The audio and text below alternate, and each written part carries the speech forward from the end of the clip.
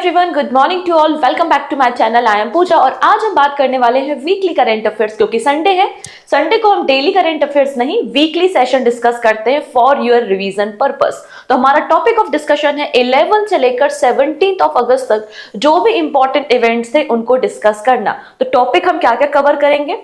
सबसे पहले बात करेंगे हम इंपॉर्टेंट डेज एंड थीम्स।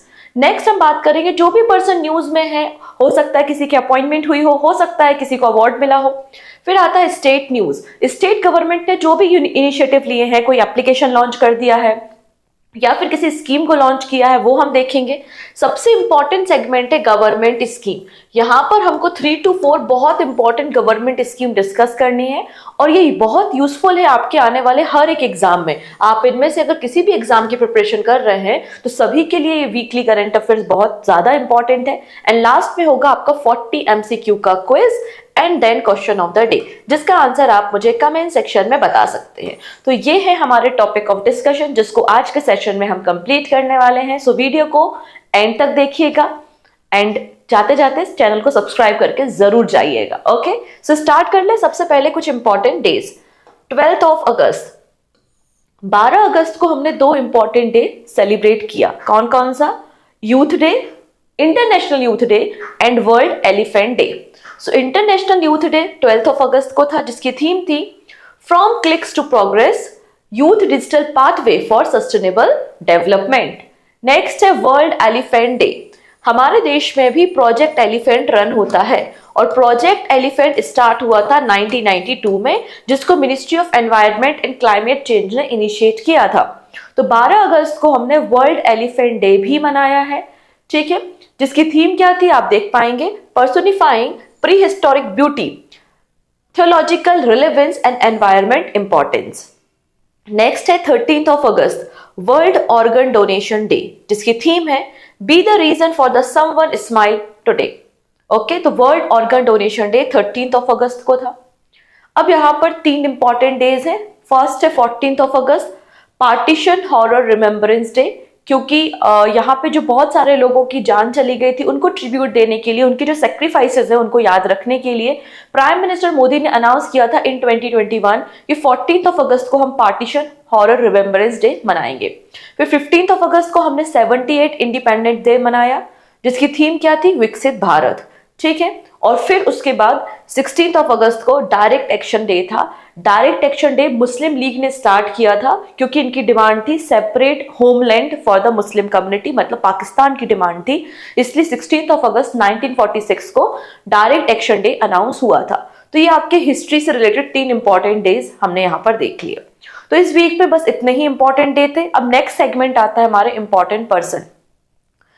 अब ये जो आप हफ्ता है 11 से लेकर 17 अगस्त तक, आप इसको कहीं नोट कर लीजिए। यहाँ पर जो भी इंपॉर्टेंट पर्सन हम डिस्कस कर रहे हैं, ऑब्वियसली बात है पूरे वीक हमने डिस्कशन किया है, 100% यहाँ से क्वेश्चन आएगा क्योंकि इस हफ्ते बहुत ज्यादा इंपॉर्टेंट अपॉइंटमेंट हुई है, ठीक है। मैंने कुछ खास अपॉइंटमेंट को यहाँ पे कवर किया है, आइए देख लेते हैं। इसके अलावा एक छोटी सी अपडेट है, ये है जुलाई मंथ की मंथली मैगजीन। ये इसका इंडेक्स है विथ 150 क्वेश्चंस, ये अवेलेबल है और पॉलिटी टेस्ट सीरीज भी अवेलेबल है एप्लीकेशन पे। एप्लीकेशन आप डाउनलोड कर सकते हैं प्ले स्टोर से। प्ले स्टोर पे जाके सिंपली सर्च कर लीजिएगा पूजा जैन क्लासेस, और पूजा जैन क्लासेस जब आप सर्च करेंगे तो वहां पर एप्लीकेशन मिल जाएगी, उसको आप डाउनलोड करोगे तो वहां पर आपको मंथली मैगजीन, अच्छा बैंकिंग स्टूडेंट के लिए भी सेपरेट मैगजीन लॉन्च की गई है, और आपका पॉलिटी टेस्ट सीरीज, इनको आप यूज कर सकते हैं। और इसके अलावा जो भी आपका वीकली करंट अफेयर्स है, डेली करंट अफेयर्स है, इसकी पीडीएफ भी फ्री ऑफ कॉस्ट अवेलेबल होती है। पीडीएफ वगैरह आपको एप्लीकेशन में, आप यहां से इसको डाउनलोड कर सकते हैं। ओके है, चलो सबसे पहले बात करते हैं president of India Droupadi Murmu receive the highest civilian award of Timor Leste. ये पहली इंडियन प्रेसिडेंट बनी है जो कि तिमोर लेस्ते, जिसको ईस्ट तिमोर भी कहा जाता है, वहां पर विजिट करने गई थी। तो तिमोर लेस्ते का जो सबसे बड़ा अवार्ड या हाईएस्ट सिविलियन अवार्ड है, जिसका नाम है grand collar of order of Timor Leste, ये अवार्ड दिया गया है तिमोर लेस्ते के प्रेसिडेंट के द्वारा हमारे प्रेसिडेंट को। अच्छा, तिमोर लेस्ते के प्रेसिडेंट कौन है? तो जोस रामोस होर्ता आपको देखने को मिल जाएंगे, ठीक है। इसके पहले इनको फिजी का भी civilian award, highest civilian award मिला था और ये पहली प्रेसिडेंट बनी थी जो कि फिजी विजिट करने के लिए गई हुई थी, ठीक है, आप चाहो तो मैप में देख सकते हो, ये है ईस्ट तिमोर जिसको तिमोर लेस्ते बोला जा रहा है। इसकी कैपिटल दिल्ली है। ठीक है, और 2002 में ये इंडिपेंडेंट हुआ है। इस पे बहुत लंबे समय तक पोर्चुगल और उसके बाद इंडोनेशिया का कब्जा आपको देखने को मिल जाएगा। करेंसी यूएस डॉलर आपको मिलेगी। अगला नाम है P Harish, India's representative to the United nation. आप सभी को पता है कि लास्ट मंथ जो हमारे देश की पहली वीमेन रिप्रेजेंटेटिव थी यूनाइटेड नेशन में, जिनका नाम था रुचिका कंबोज, उन्होंने रेजिग्नेशन दे दिया, उनका रिटायरमेंट हो गया एक तरीके से। ठीक है, और उनकी जगह अब कौन आए हैं? पी हरीश आए हैं। तो P Harish appointed as the next ambassador और the permanent representative of India to the United Nation in New York. Clear है? तो इनका नाम बहुत इंपॉर्टेंट है, पी हरीश, याद रखना। ठीक है, नेक्स्ट बात करते हैं director of ED. Enforcement directorate के डायरेक्टर कौन बन गए हैं? राहुल नवीन बन गए हैं। Recently appointment committee of cabinet ने इनकी अपॉइंटमेंट की है for the period of 2 years, 2 सालों के लिए। ये जो ईडी है इसका फॉर्मेशन 1956 में हुआ था और मिनिस्ट्री ऑफ फाइनेंस के अंदर काम करती है। नेक्स्ट बात करेंगे, former South African fast bowler Morne Morkel has been appointed as new bowling coach of Indian men's cricket team. तो हम 1 सितंबर से बेसिकली इनका टेन्योर स्टार्ट हो रहा है और हमारी जो मेंस क्रिकेट टीम है उसके बॉलिंग कोच कौन बन गए हैं? Farmer South African fast bowler जिनका नाम है मॉर्ने मॉर्कल। और कब तक रहेंगे? 2027 तक रहेंगे, जब तक आपका ओडीआई वर्ल्ड कप हो जाता है in South Africa. Clear? Next, Govind Mohan appointed as the union home secretary. अभी ये मिनिस्ट्री ऑफ कल्चर में सेक्रेटरी थे एंड रिसेंटली इनको यूनियन होम सेक्रेटरी बना दिया गया है, मतलब गृह सचिव बना दिया गया है। नाम क्या है? गोविंद मोहन है और ये अजय कुमार भल्ला को सक्सीड करने वाले हैं। अजय कुमार भल्ला जी का रिटायरमेंट 22 अगस्त को होने वाला है एंड 22 अगस्त से हमारे जो होम सेक्रेटरी मतलब गृह सचिव होंगे वो कौन होंगे? गोविंद मोहन होंगे। नेक्स्ट बात करेंगे धीरज सिंह। तो धीरज सिंह को recently film and television institute of India Pune का डायरेक्टर अपॉइंट किया गया है। काफी लंबे समय से ये पोजीशन खाली थी और यहाँ पे जनरली जो अपॉइंटमेंट होता है वो 3 सालों के लिए होता है, लेकिन इनकी जो नियुक्ति हुई है, इनका जो अपॉइंटमेंट हुआ है वो 5 years के लिए हुआ है। तो director of film and television institute of India Pune के नए डायरेक्टर कौन है? धीरज सिंह आपको देखने को मिल जाएंगे। नेक्स्ट बात करते हैं, finance secretary TV Somanathan named cabinet secretary for the 2 year। अभी जो हमारे वित्त सचिव है, फाइनेंस सेक्रेटरी हैं टीवी सोमनाथन, इनको अब कैबिनेट सेक्रेटरी बनाया जा रहा है। ठीक है, कैबिनेट सेक्रेटरी बनाया जा रहा है और ये राजीव गौबा को रिप्लेस करने वाले हैं एंड 30 अगस्त से इनका टेन्योर स्टार्ट होगा। 30 अगस्त से इनका टेन्योर स्टार्ट होगा, याद रखेंगे। Cabinet secretary is the highest ranking civil servant in the government of India. इसके अलावा जो कैबिनेट सेक्रेटरी होते हैं वो ex officer chairman of civil services board भी होते हैं और कैबिनेट के सेक्रेटरीज भी होते हैं। ठीक है, तो इनका नाम याद रखना है, टीवी सोमनाथन। नेक्स्ट नाम आता है Rajkumar Chaudhary, appointed CMD of NHPC limited, national hydro electric power corporation NHPC के नए CMD मतलब chairman and managing director Rajkumar Chaudhary को बनाया गया है। ठीक है, अगर हम NHPC के बारे में बात करें तो 7 नवंबर 1975 में फॉर्मेशन कर दिया गया था। फरीदाबाद में हेडक्वार्टर है एंड गवर्नमेंट ऑफ इंडिया के 70% शेयर इसमें है। नेक्स्ट बात करते हैं अरशद नदीम। काफी समय से न्यूज में है क्योंकि इन्होंने जेवलिन थ्रो में पेरिस ओलंपिक में गोल्ड मेडल जीता है, क्योंकि सिल्वर मेडल किसने जीता है? नीरज चोपड़ा ने जीता है। तो अरशद नदीम जो कि पाकिस्तानी प्लेयर है, यहाँ पे पाकिस्तान का जो 2nd हाईएस्ट सिविलियन अवार्ड है जिसका नाम है हिलाल-ए-इम्तियाज, ये अवार्ड किसे दिया गया है? अरशद नदीम को दिया गया है। अच्छा, इनका जो बेस्ट थ्रो था वो था 92.97 मीटर। 92.97 मीटर इनका बेस्ट थ्रो था, याद रखना है। चलिए नेक्स्ट बात करते हैं, बी जय Mohan awarded the first book ब्रह्म साहित्य पुरस्कार। तो पहला यहाँ पर एडिशन दिया गया है, पहली बार अवार्ड दिया गया है बुक ब्रह्म साहित्य अवार्ड। तो बुक ब्रह्म साहित्य अवार्ड ये किसको दिया गया है? बी जय मोहन को दिया गया है और ये तमिल एंड मलयालम राइटर है जिसमें 2 लाख रुपए अवार्ड या प्राइज मनी दी जाती है। नेक्स्ट है former external affair minister N Natwar Singh passed away recently. ठीक है, तो एन नटवर सिंह जी कौन थे? तो फॉर्मर एक्सटर्नल अफेयर मिनिस्टर थे। ठीक है, 2004-5 में जब हमारे प्राइम मिनिस्टर उस समय डॉक्टर मनमोहन सिंह जी थे, उस समय हमारे देश के जो विदेश मंत्री थे वो कौन थे? नटवर सिंह जी थे। इन्हें पद्म भूषण अवार्ड मिला है 1984 में और इन्होंने इंडिया के एम्बेसडर की तरह काम किया है, कहां पर? पाकिस्तान में। तो 1984 में इन्हें पद्म भूषण अवार्ड दिया गया था। अच्छा, इनकी अपनी एक बुक भी है, ऑटोबायोग्राफी है जिसका नाम है one life is not enough. One life is not enough, ये बुक किसकी है? के नटवर सिंह जी की है। इंपॉर्टेंट नाम है, ये भी याद रखना है। नेक्स्ट है former YouTube CEO Susan Wojcicki die. तो ये यूट्यूब की सीईओ थी, फॉर्मर सीईओ, और इनकी डेथ हो गई बिकॉज ऑफ द कैंसर। इनका नाम क्या था? सुशांत बोजस्की इनका नाम था। Next very important, father of Agni missile doctor Ram Narayan Agarwal passed away recently. तो यहाँ पर हमारा जो integrated guided missile development programme launch किया गया था by the APJ Abdul Kalam, जिन्हें हम मिसाइल मैन ऑफ इंडिया के नाम से जानते हैं।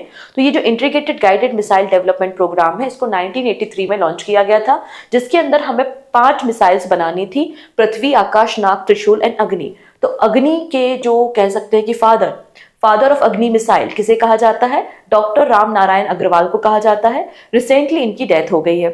इन्हें कई सारे इंपॉर्टेंट अवार्ड्स मिले थे, जैसे कि पद्मश्री अवार्ड 1990 में, पद्म भूषण इन 2000, फिर lifetime achievement award for the contribution to the aerospace and Agni in 2004 and DRDO technology leadership award इनको दिया गया है। तो अगेन ये भी आपके एक इंपॉर्टेंट साइंटिस्ट आपको देखने को मिल जाएंगे। डन इतनी चीजें। चलिए, इसके अलावा क्या किया गया है?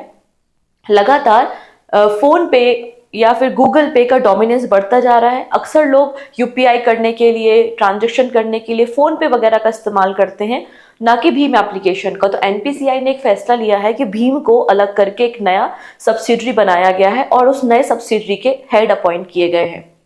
तो national payment corporation of India is spinning off its Bharat interface for money भीम application into a stand alone subsidiary to enhance its present in the digital payment market. और ये जो नई सब्सिडरी बनाई गई है, इसके हेड कौन बनाए गए हैं? Former banker Lalit Nataraj will head the new subsidiary as its chief executive officer. ठीक है। नेक्स्ट बात करेंगे इसरो के चेयरमैन एस सोमनाथ जी। इनको रिसेंटली थावर चंद्र गहलोत, जो कि कर्नाटका के गवर्नर है, इन्होंने डॉक्टरेट का टाइटल दिया है, डॉक्टरेट की उपाधि दी है। तो आप देख सकते हैं, governor Thawar Chand Gehlot awarded the honorary doctorate award by the Visvesvaraya technology university Belagavi and the university of agriculture science Dharwad. किसको दिया गया है? इसरो के चेयरमैन एस सोमनाथ जी को दिया गया है। अब ये कौन है? ये जापान के प्राइम मिनिस्टर हैं, जिनका नाम है फ्यूमो किसीदा, और इन्होंने कहा है कि स्टेप डाउन कर रहे हैं सितंबर में, मतलब सितंबर से ये रेजिग्नेशन दे देंगे और ये जापान के प्राइम मिनिस्टर नहीं रहेंगे। ठीक है। इसके अलावा 2 और इंपॉर्टेंट नाम है। एक नाम आता है अभिनव बिंद्रा जी का। अभिनव बिंद्रा हम सभी को पता है इंडिया के पहले इंडिविजुअल ओलंपिक गोल्ड मेडल लेकर आने वाले हैं, और इन्होंने 2008 के बीजिंग ओलंपिक्स में हमको गोल्ड मेडल लाके दिया था। ठीक है। तो अभिनव बिंद्रा जी इंपॉर्टेंट है। अभी यहाँ पे देखते हैं, ये शूटर है। ठीक है। Indian Olympic gold medal winning shooter Abhinav Bindra has been elected as the second vice president of athletics commission of international Olympic committee. इसके अलावा एक एमपी है, मतलब एक मेंबर ऑफ पार्लियामेंट है, जिनका नाम है भीम सिंह, और भीम सिंह की एक पुस्तक को रिसेंटली लॉन्च किया गया है। किसने लॉन्च किया है? राज्यसभा के डिप्टी चेयरमैन हरिवंश नारायण सिंह ने लॉन्च किया है। अच्छा, इस बुक का नाम क्या है? 75 ग्रेट रिवोल्यूशनरीज ऑफ इंडिया। तो यहाँ पे जो 75 ग्रेट आपके फ्रीडम फाइटर है, जो जिनका कॉन्ट्रीब्यूशन रहा है लेकिन अननोन है, उन पर बेस्ड इस पुस्तक को बनाया गया है। ठीक है। तो ये थे हमारे सभी के सभी इंपॉर्टेंट पर्सन जो इस हफ्ते न्यूज में थे। जो स्टूडेंट हो सकता है पहली बार आ रहे हो, उनको लग रहा हो यार मैडम तो बड़ा फास्ट चल रही है, क्योंकि ये रिवीजन क्लास है। वीकली करंट अफेयर्स में हमारा पर्पस ही होता है कि हमें रिवीजन करना है, क्योंकि पूरे हफ्ते डेली मैं 40 मिनट, 50 मिनट, 30 मिनट की क्लास लेती हूँ, जिसमें हर चीज को हमने डिटेल में पढ़ा हुआ है। अभी हमारा काम होता है रिवीजन करना और उसके बाद क्विज को अटेंड करना। ठीक है। चलिए, इसके अलावा कल मैंने एक वीडियो अपलोड किया था 5 ईयर प्लान। तो ये बहुत इंपॉर्टेंट वीडियो है। आप अगर लास्ट 5 ईयर के पीवाईक्यू देखेंगे इकोनॉमिक्स के, तो आपको 5 ईयर प्लान से क्वेश्चन मिल जाएंगे। बहुत बेसिक से क्वेश्चन आते हैं, ज्यादा कोई टफ क्वेश्चन नहीं आता। जैसे कि वो पूछ लेगा कि बताइए कारगिल वॉर के समय कौन थे हमारे प्राइम मिनिस्टर, गरीबी हटाओ का नारा किस 5 ईयर प्लान में दिया गया था, पोखरण 2 टेस्ट, या फिर मिड डे मील स्कीम अभी न्यूज में है, तो मिड डे मील स्कीम किस 5 ईयर प्लान में लॉन्च की गई थी, नाबार्ड का फॉर्मेशन किस 5 ईयर प्लान में हुआ था। तो ऐसे बेसिक से क्वेश्चन पूछे जाते हैं। तो अगर आपको नॉलेज है तो कोई बात नहीं, इसको आप मत देखिएगा, लेकिन अगर आपको रिवीजन करना है और नए फैक्ट्स को जानना है तो ये वीडियो बहुत यूजफुल रहेगा। आप इसको देख सकते हैं 5 ईयर प्लान्स। ठीक है। इसके अलावा आज आपको इस क्लास को देखने के बाद आप जब एप्लीकेशन पे जाएंगे, एप्लीकेशन पे आपको ज्योग्राफी की टेस्ट सीरीज भी मिल जाएगी। मैंने टेलीग्राम पर इंडेक्स भी शेयर किया था कि कौन कौन से टॉपिक हमने कवर किए, तो मैंने पॉलिटी एंड ज्योग्राफी दोनों के इंडेक्सेस टेलीग्राम में शेयर किए थे। टेलीग्राम ज्वाइन नहीं किया है तो टेलीग्राम ज्वाइन कर लेना, तो उसमें आपको वो 30 टॉपिक्स मिल जाएंगे। तो ये 30 टॉपिक्स का टेस्ट आपको मिलेगा कहाँ पर, एप्लीकेशन में। ठीक है, इतनी चीजें। चलिए नेक्स्ट देखते हैं। अब बात करेंगे स्टेट न्यूज के बारे में। तो पहला स्टेट आता है Orissa state. Orissa launch India's first rise ATM. तो राइज एटीएम लॉन्च करने वाला पहला राज्य कौन सा है? उड़ीसा स्टेट है। भुवनेश्वर में इसको लॉन्च किया है एंड ये 24/7 अवेलेबल रहेगा। ये आपका ग्रेन एटीएम है जिससे अप टू 25 kg राइस को लिया जा सकता है अगर आप राशन कार्ड होल्डर है।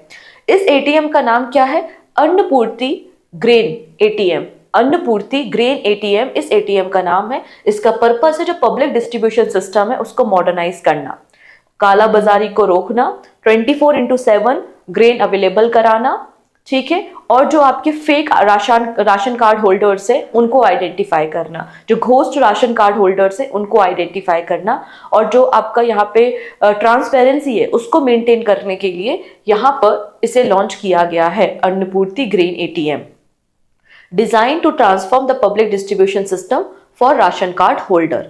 ठीक है, ये कैसे काम करता है? तो जैसे कि मैंने यहाँ पे मेंशन किया है, enter your ration card number on the touch screen device, complete biometric verification and the ATM will dispense the rice up to 25 kg after successful verification. Done. Next, MP से बात करेंगे। MP first state to provide cash to girl student by sanitary napkins. तो अभी तक कई सारे राज्यों में जैसे कि कर्नाटका, राजस्थान, दिल्ली, यहाँ पर फ्री सैनिटरी नैपकिन्स प्रोवाइड की जाती हैं गर्ल्स स्टूडेंट को, लेकिन पहला राज्य बन गया है जो कैश प्रोवाइड कर रहा है, वो है Madhya Pradesh. Dr. Mohan Yadav government in Madhya Pradesh has become the first state government in India to provide cash to the adolescent girls to buy sanitary napkins, जिसमें 300 rupees per year प्रोवाइड किए जाएंगे।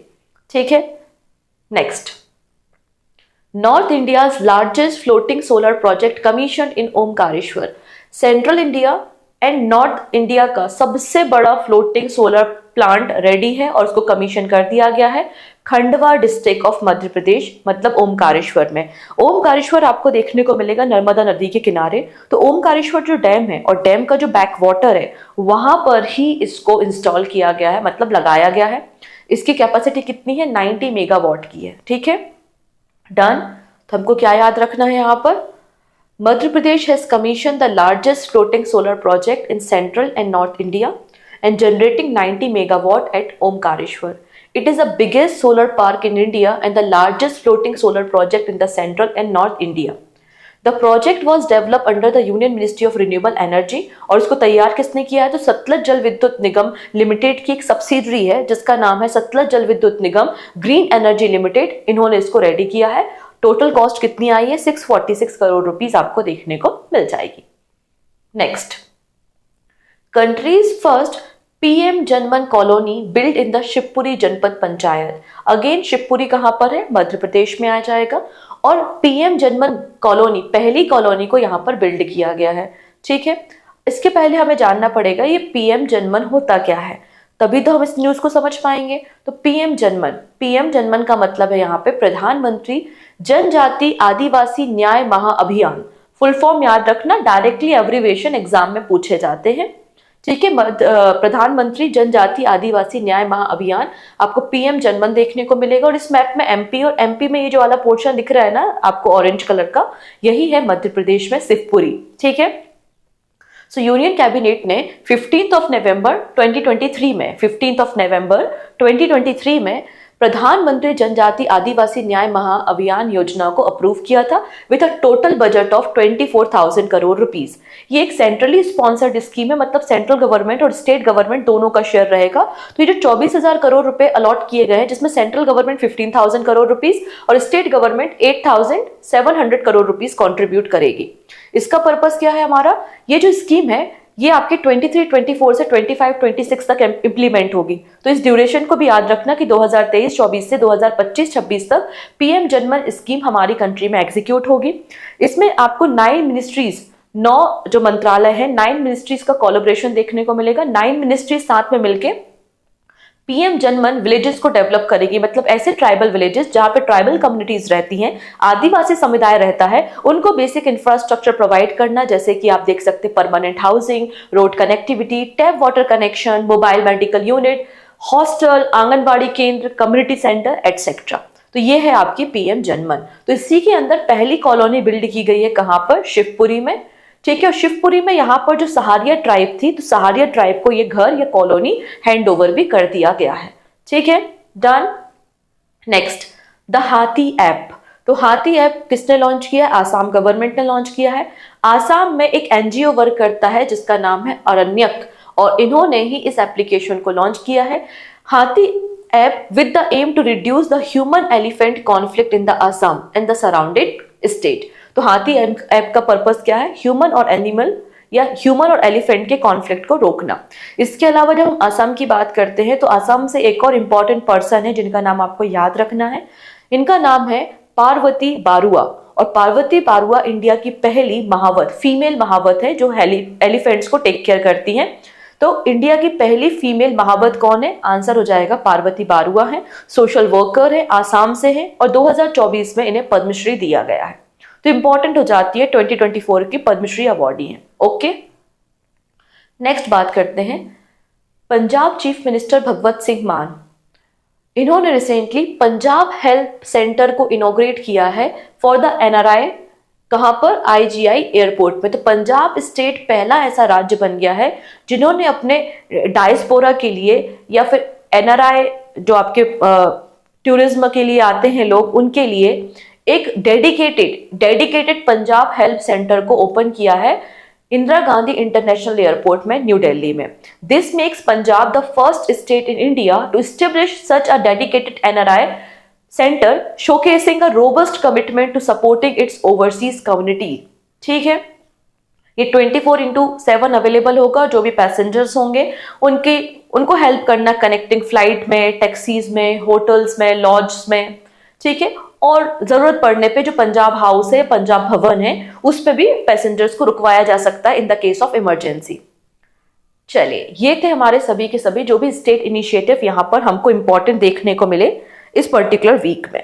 अब कहानी यहां से शुरू होती है, अब ध्यान से समझना। ठीक है, हर एक पॉइंट समझना, हर एक लाइन इंपॉर्टेंट हो जाती है जब हम नई गवर्नमेंट स्कीम के बारे में बात करते हैं।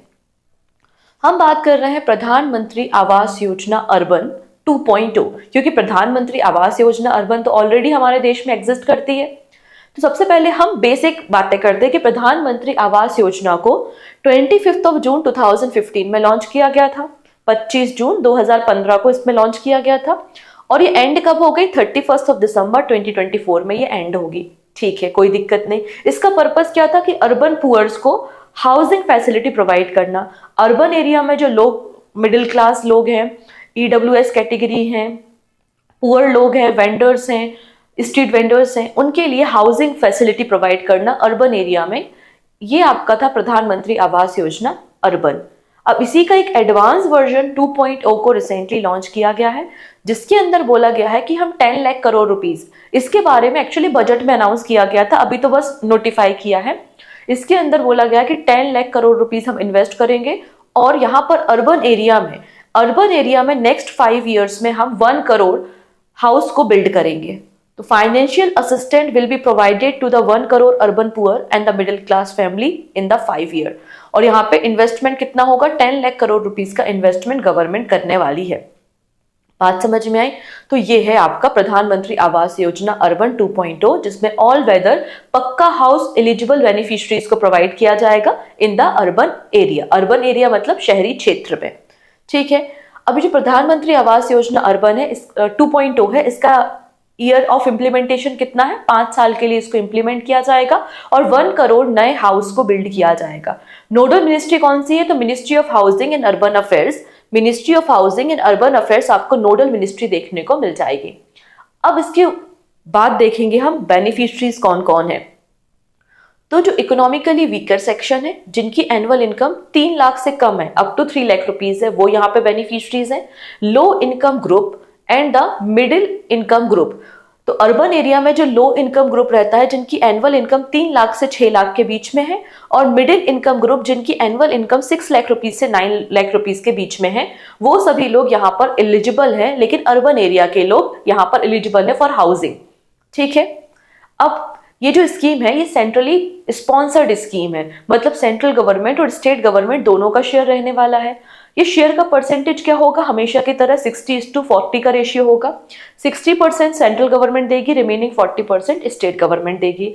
ये आपके नॉर्मल स्टेट के लिए है, लेकिन आपके जो Himalayan state, north eastern state होते हैं या स्पेशल कैटेगरी स्टेटस वाले स्टेट होते हैं, तो उनके लिए आप देखेंगे 90:10 का रेशियो है। मतलब ऐसी यूनियन टेरिटरी जिसमें लेजिस्लेचर है, उनके लिए आप देखेंगे कि 90:10 का रेशियो है। लेकिन ऐसी भी यूनियन टेरिटरी हैं जहां पे लेजिस्लेचर नहीं है, ठीक है, जैसे कि लद्दाख, इन पर 100% खर्चा कौन करेगी? सेंट्रल गवर्नमेंट करेगी।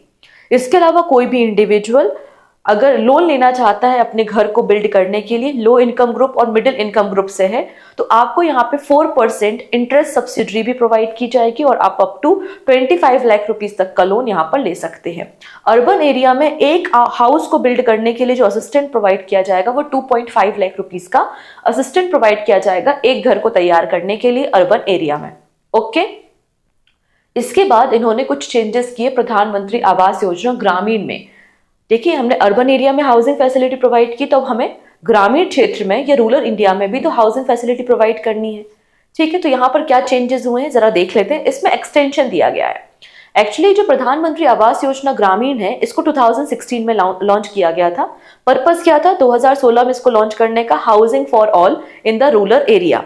इसमें हमारा टारगेट था कि हमें 2.95 करोड़ पक्का हाउसेस बिल्ड करने हैं रूरल इंडिया में बाय द मार्च 2024। अब इस स्कीम को एक्सटेंड किया गया है और इसमें कहा है कि हम एडिशनली 2 करोड़ घर को बिल्ड करेंगे। हम एडिशनली 2 करोड़ पक्का हाउसेस को कंस्ट्रक्ट करेंगे इन द रूरल इंडिया। और ये स्कीम का जो टेन्योर है वो 24-25 टू 28-29 है। मतलब 2024-25 से 2028-29 तक ये स्कीम रन होने वाली है, जिसके लिए फाइनेंशियल सपोर्ट दिया गया है। आपका यहाँ पे देख सकते हैं 3 लाख करोड़ रुपीस का। ठीक है, फाइनेंशियल सपोर्ट कितना है? 3 लाख करोड़ रुपीस का आपको फाइनेंशियल सपोर्ट देखने को मिल जाएगा। अगेन यहाँ पे स्टेट गवर्नमेंट और सेंट्रल गवर्नमेंट का कंट्रीब्यूशन रहेगा। सेंट्रल गवर्नमेंट लगभग 2 लाख करोड़ रुपए और स्टेट गवर्नमेंट 1 लाख करोड़ रुपए यहाँ पे कंट्रीब्यूट करने वाली है। ठीक है, अब यहाँ पे जैसे कि अर्बन एरिया में एक घर को कंस्ट्रक्ट करने के लिए 2.5 लाख रुपीस मिल रहा था, वैसे यहाँ पर भी जो यूनिट कॉस्ट है वो हम देख लेते हैं। अगर प्लेन एरिया में घर का कंस्ट्रक्शन हो रहा है तो जो फाइनेंशियल असिस्टेंट होगा वो 1.20 लाख रुपीस होगा। लेकिन अगर आपका जो हिली एरियाज है, जहाँ पे डिफिकल्ट टेरेन होता है, घरों को कंस्ट्रक्ट करना थोड़ा मेहनत वाला काम है, वहां पर आप देखेंगे स्पेशली जो नॉर्थ ईस्टर्न रीजन है, वहां पर 1.30 लाख रुपीस दिया जाएगा असिस्टेंट घर को कंस्ट्रक्ट करने के लिए। क्लियर हो गया? मिनिस्ट्री कौन होगी? तो नोडल मिनिस्ट्री यहाँ पे मिनिस्ट्री ऑफ रूरल डेवलपमेंट आपको मिल जाएगी। बेनिफिशियरीज कौन होंगे या बेनिफिशियरीज को आइडेंटिफाई कैसे किया जाएगा? तो जो SC/ST कम्युनिटी है, रूरल इंडिया में रहती है। इसके अलावा डिफेंस पर्सनल है, पैरामिलिट्री फोर्सेस के पर्सनल्स हैं, डिसेबल पर्सन है, माइनॉरिटी कम्युनिटी है, विडो हैं, ये सारे लोग बेनिफिशियरी होंगे। और बेनिफिशियरीज को आइडेंटिफाई किया जाएगा by the socio economic caste based census 2011 के डेटा से। बाकी कॉस्ट शेयरिंग वही है जो अभी हमने पढ़ी है। क्लियर हो गया? तो इस तरीके से हमने दोनों स्कीम देख ली, प्रधानमंत्री आवास योजना अर्बन एंड प्रधानमंत्री आवास योजना ग्रामीण। ठीक है, तो इन दोनों स्कीम को याद रखना है। ओरिजिनल स्कीम कब लॉन्च की गई थी और अभी जो नई स्कीम है उसका एक्सटेंशन क्या है, या नया स्कीम कब लॉन्च किया है, कितना बजट है, कितना ड्यूरेशन है, ये सभी चीजें इंपॉर्टेंट है, याद रख के जाइएगा। ठीक है, चलो अब अगली कहानी अगली स्कीम के साथ हम डिस्कस करते हैं। सो नेक्स्ट क्या है हमारे पास? प्रधानमंत्री जीवन योजना।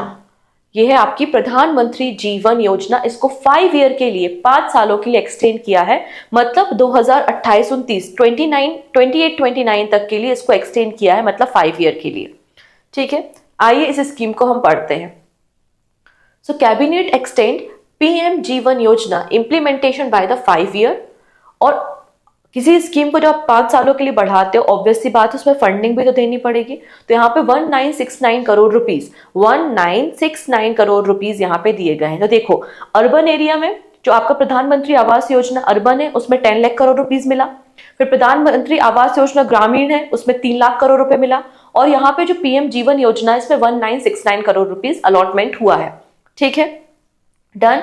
अब इसमें होता क्या है, ये जो पीएम जीवन योजना है इसमें हम क्या करते हैं, बायोमास को कन्वर्ट करते हैं एथेनॉल में। बायोमास मतलब आपका एग्रीकल्चर वेस्ट हो सकता है, आपका एनिमल वेस्ट हो सकता है, ठीक है, या फिर आपका जो कॉर्न वगैरह होते हैं, शुगर केन होता है, ये आपके बायोमास कहलाते हैं जो एग्रीकल्चर प्रोड्यूस हैं। तो बायोमास से हमें क्या करना है, एथेनॉल को कन्वर्ट करना है, एथेनॉल में कन्वर्ट करना है। रीजन है कि हमारा टारगेट है कि हमें E20 एथेनॉल में मतलब 20% पेट्रोल में एथेनॉल की ब्लेंडिंग करनी है, तो हमें एथेनॉल का प्रोडक्शन इंक्रीज करना है।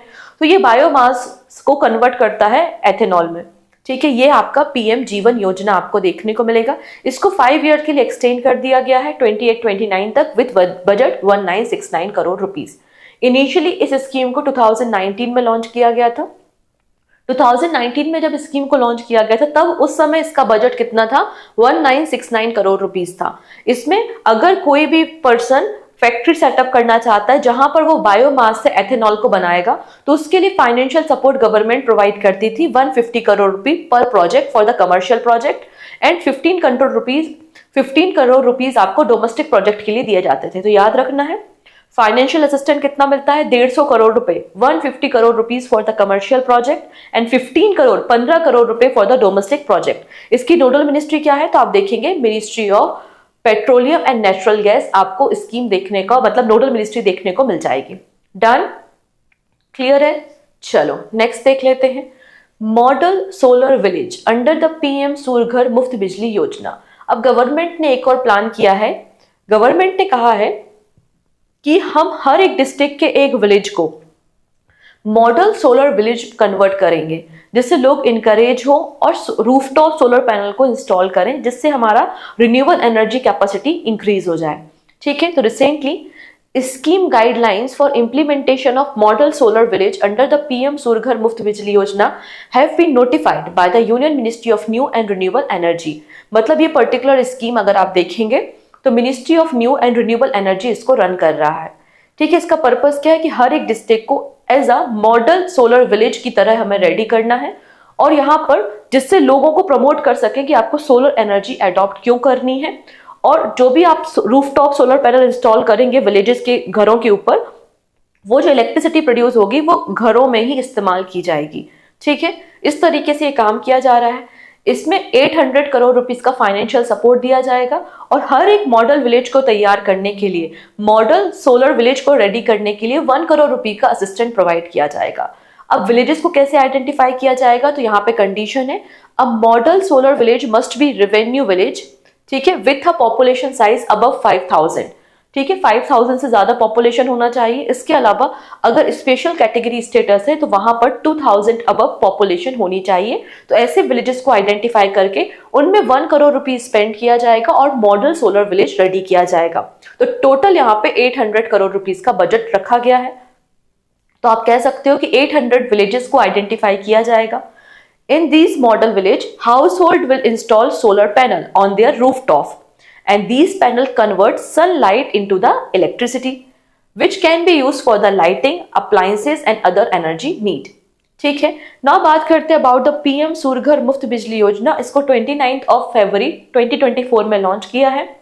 इसका पर्पस क्या है, 1 करोड़ घरों के ऊपर household rooftop solar panel install करना and 300 unit per month electricity free of cost provide करना। 75,000 करोड़ के बजट के साथ इस स्कीम को भी लॉन्च किया गया है। नेक्स्ट है union government to include Ayush in the Ayushman Bharat scheme, ठीक है। सबसे पहले तो ये जो आयुष्मान भारत या आयुष्मान भारत प्रधानमंत्री जन आरोग्य योजना है, इस स्कीम को लॉन्च किया गया था इन 2018।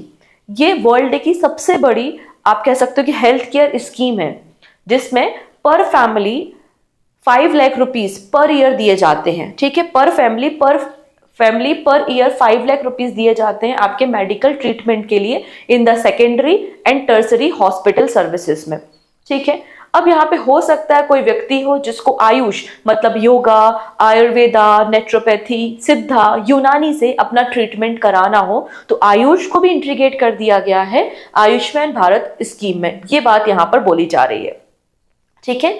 Union government is working on the inclusion of Ayush package under the Ayushman Bharat प्रधानमंत्री जन आरोग्य योजना, ठीक है। अगर हम इस स्कीम के बारे में बात करें तो इसका टारगेट क्या है, 55 करोड़ पीपल्स को अराउंड द इंडिया, इसमें जो कि बॉटम 40% पॉपुलेशन में आते हैं, उनको medical care facility affordable price में हॉस्पिटल फैसिलिटी प्रोवाइड करना है।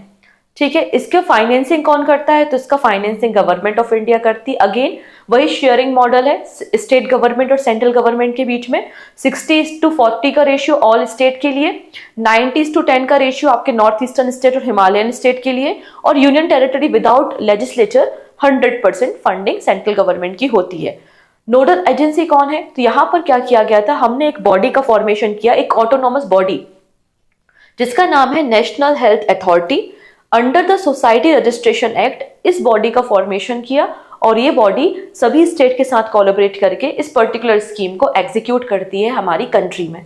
ठीक है, चलिए नेक्स्ट आता है जियो पारसी स्कीम।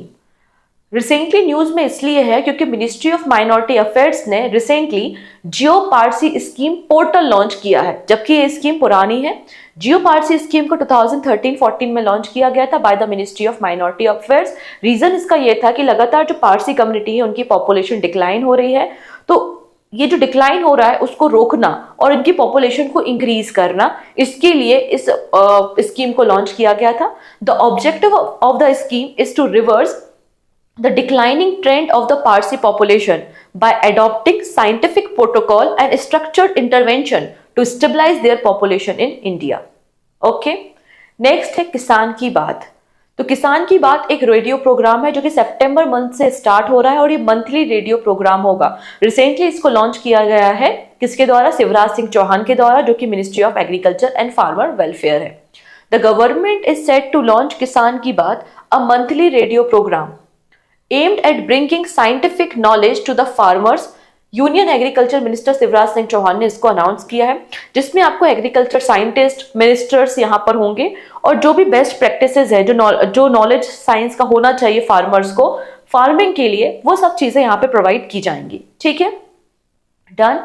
एंड लास्ट यहाँ पे जो नेशनल न्यूज मुझे डिस्कस करनी है, ये कोई स्कीम नहीं है लेकिन एक इंपॉर्टेंट न्यूज है, इसलिए इसको डिस्कस करना जरूरी है। इसके बाद हम अपने क्विज पे मूव करेंगे। रिसेंटली 3 नई वेटलैंड साइट या रामसर साइट्स को जोड़ा गया है और टोटल नंबर ऑफ काउंटिंग हमारी कंट्री में 85 हो गई है। अगर आपसे पूछ लिया जाए कि प्रेजेंटली कितनी नंबर ऑफ रामसर साइट्स हमारे देश में है, तो आंसर हो जाएगा 85 रामसर साइट्स हमारे देश में है। सबसे ज्यादा रामसर साइट्स आपको तमिलनाडु में मिलती है और उसके बाद उत्तर प्रदेश है।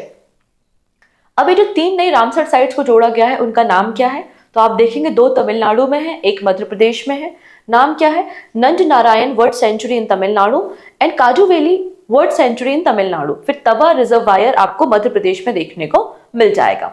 तो इसमें मेंशन किया गया है कि 1982 से जब हमने रेटिफाई किया था वेटलैंड कन्वेंशन या रामसर कन्वेंशन को, रेटिफाई कब किया था हमने, 1 February 1982 में किया था। तो 1982 से 2013 तक 26 साइट्स को रामसर कन्वेंशन में जोड़ा गया था, बट 2014 से 2025 के बीच में हमने 59 न्यू साइट्स को रामसर कन्वेंशन में जोड़ा है और अब हमारे देश में 85 रामसर साइट्स हैं। मैक्सिमम साइट्स आपको मिल जाएंगी तमिलनाडु में 18 साइट्स हैं, उत्तर प्रदेश में फिर 10 साइट्स है और टोटल जो 85 हमारी रामसर साइट्स है इनका टोटल एरिया कितना है, 1.35 मिलियन हेक्टेयर आपको एरिया देखने को मिल जाएगा। ठीक है, इतनी चीजें। बाकी आप ये लार्जेस्ट और स्मॉलेस्ट जो साइट्स है रामसर साइट, इनको हमने ऑलरेडी डिस्कस किया है, आप इनको भी पढ़ सकते हो। डन। तो आइए अब स्टार्ट कर लेते हैं क्विज। क्विज की बारी आ चुकी है। चलिए, पहला क्वेश्चन स्क्रीन पे है, सभी लोग आंसर करेंगे और ईमानदारी के साथ आपका जो भी स्कोर होता है आप मुझे कमेंट सेक्शन में बताएंगे। ठीक है, कि आउट ऑफ 40 आपने कितना सही किया है। पहला है, विच एडिशन ऑफ हर घर तिरंगा कैंपेन, हर घर तिरंगा कैंपेन का कौन सा एडिशन लॉन्च किया गया था हमारे देश में by the ministry of culture from 9 August to 15 August. कौन सा एडिशन था, 3rd एडिशन था, क्योंकि हर घर तिरंगा कैंपेन 2022 से स्टार्ट हुआ है, ऑप्शन बी। नेक्स्ट है, based on the data compiled by the Sovereign Wealth Fund Institute, what is the rank of India's Reserve Bank of India around the world? तो हमारा जो सेंट्रल बैंक है RBI की क्या ranking है पूरे world में, according to the sovereign wealth fund institute. इन्होंने जो डेटा असेस किया है वो बैंकों की बैलेंस शीट को देखकर किया है और आरबीआई की जो बैलेंस शीट है वो 70 ट्रिलियन रुपीज है। ठीक है, 70 ट्रिलियन रुपीज आरबीआई की बैलेंस शीट है और आरबीआई 12th पोजीशन पे है। Option D is the right answer. According to the 2024 Barclay Private Client Hurun India Most Valuable Family Business List report, the wealth of Ambani, Bajaj and Birla is equivalent to the gross domestic product of which country?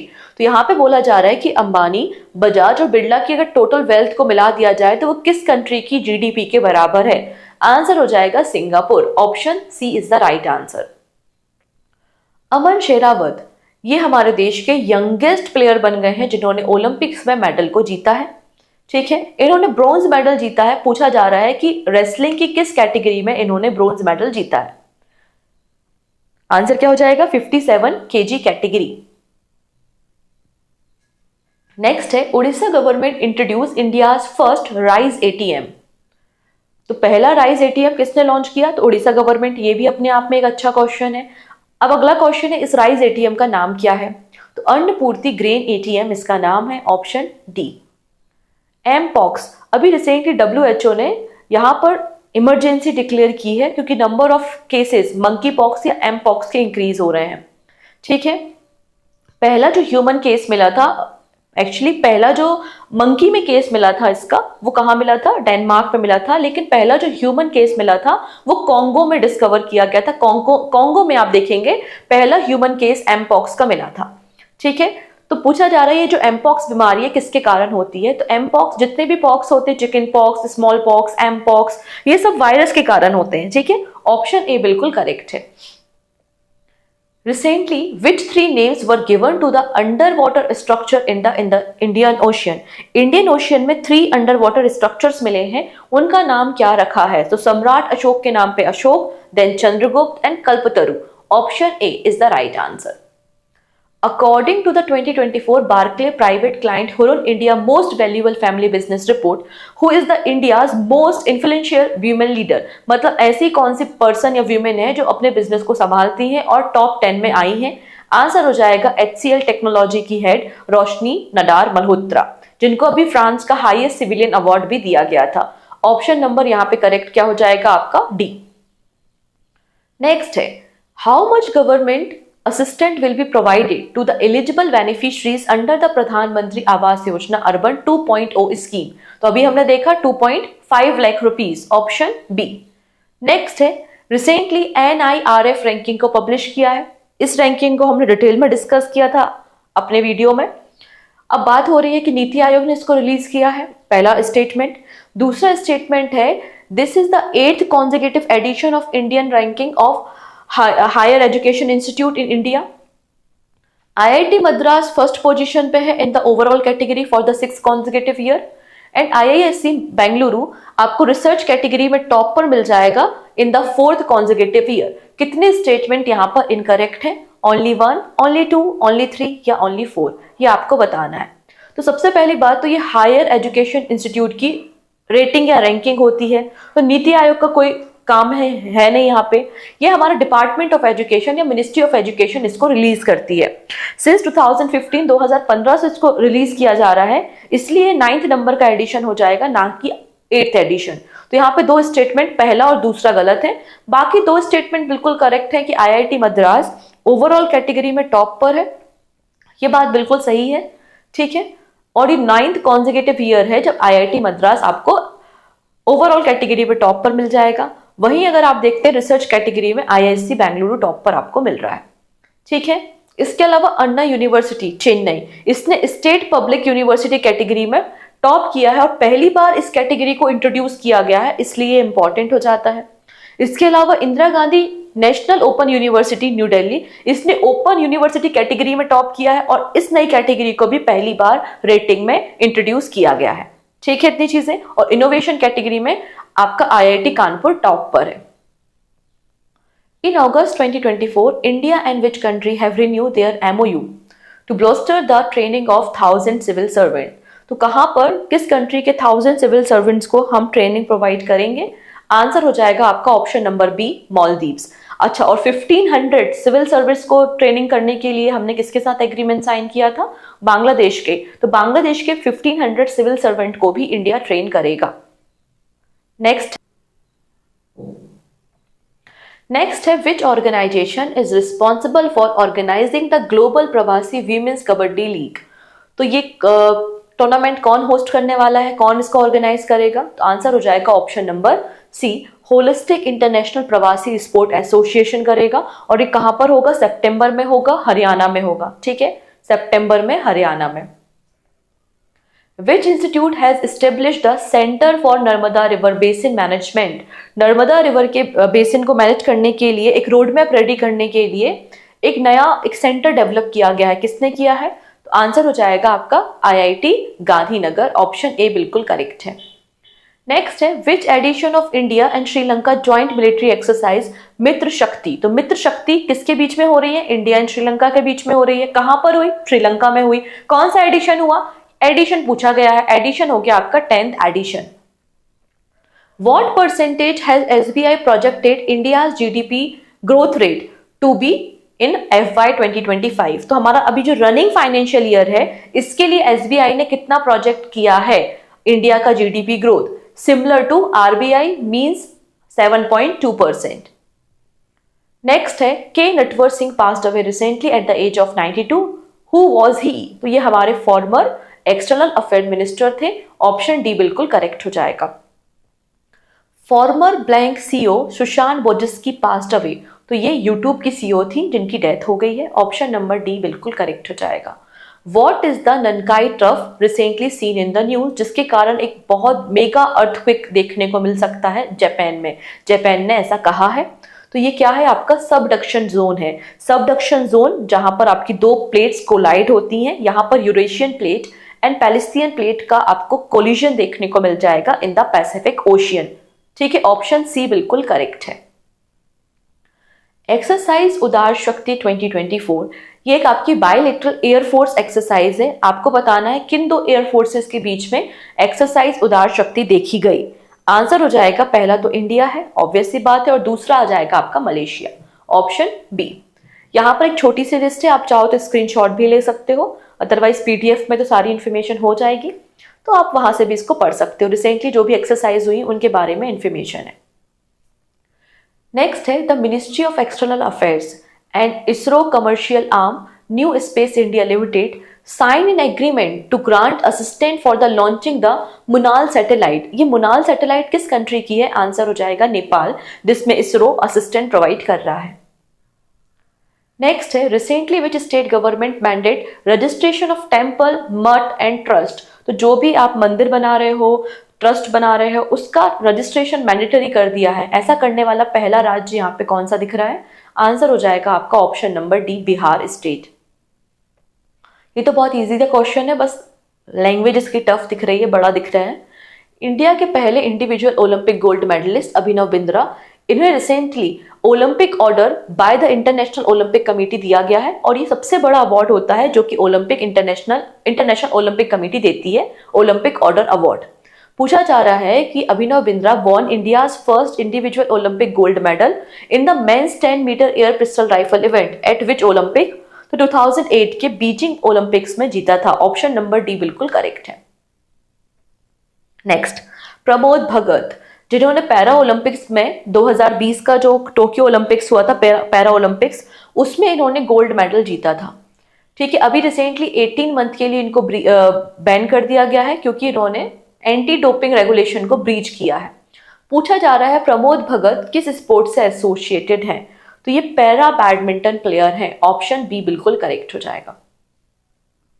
As on 31st of July 2024, how many of the total beneficiaries are there under the प्रधानमंत्री जनधन योजना? प्रधानमंत्री जनधन योजना के अंदर अभी तक कितने accounts open किए गए हैं या कितने बेनिफिशरीज हैं? तो राउंड फिगर में आप देख सकते हैं 53 crore accounts. Option B. Next, IRCTC, Indian railway catering and tourism corporation and National Capital Region Transport Corporation have collaborated to launch blank initiative to enhance the traveling experience for the passenger on the Indian Railway and the Namo Bharat train। तो इन्होंने एक single portal बनाया है जिसका नाम क्या है? One India one ticket portal. ठीक है, ऑप्शन बी बिल्कुल करेक्ट हो जाएगा।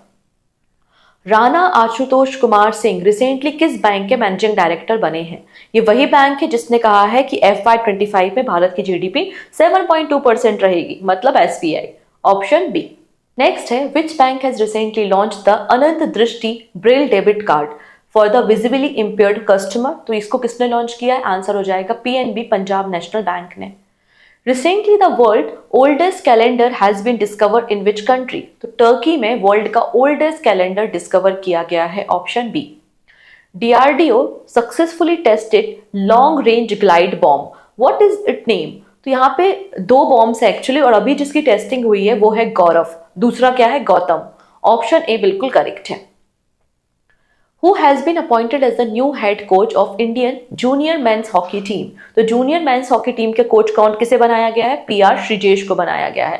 ऑप्शन सी बिल्कुल करेक्ट हो जाएगा।